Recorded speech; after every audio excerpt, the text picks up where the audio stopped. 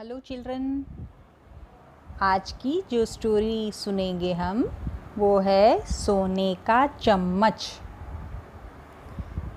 दक्षिण भारत में एक प्रसिद्ध राजा थे कृष्णदेव राय। उनके दरबार का सबसे चतुर दरबारी था तेनालीराम। तेनालीराम अपनी समझदारी से कठिन समस्या का भी हल ढूंढ निकालता था। एक बार कृष्णदेव राय ने कुछ मेहमानों को भोजन पर बुलाया। सोने के बर्तनों में भोजन परोसा गया।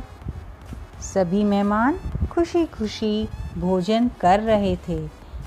तभी एक मेहमान ने सोने का एक चम्मच उठाया और सबसे छुपाकर अपनी जेब में रख लिया।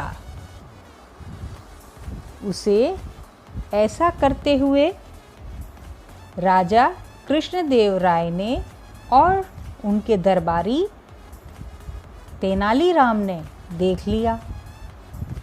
कृष्णदेव राय ने तेनालीराम को संकेत किया।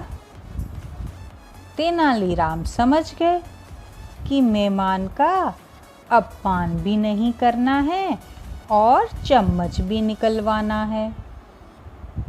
जब भोजन समाप्त हुआ तो तेनालीराम खड़े हुए और बोले, सज्जनों, अब मैं आपको जादू का एक खेल दिखाऊंगा।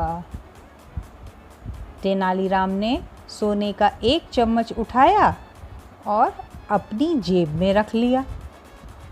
फिर वो बोले, अब मेरे जादू से ये चम्मच आप लोगों में से किसी एक मेहमान की जेब में पहुंच जाएगा।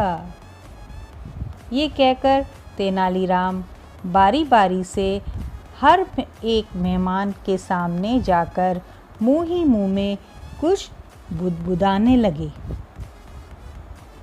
और अंत में वो उस मेहमान के सामने जाकर खड़े हो गए जिसने चम्मच चुराया था। तेनालीराम उसके सामने खड़े होकर मुंह ही मुंह में कुछ बुदबुदाए और फिर बोले, भाई, मेरा जादू कहता है कि चम्मच आपकी जेब में पहुंच गया है। अब न चाहते हुए भी उस मेहमान को अपनी जेब से चम्मच निकालकर तेनालीराम को देना पड़ा। सब लोग तालियां बजाने लगे, लेकिन चम्मच चुराने वाले मेहमान ने तालियां नहीं बजाई। तो देखा तेनालीराम ने किस तरह से समझदारी से चम्मच निकलवा लिया और मेहमान की बेइज्जती भी नहीं हुई।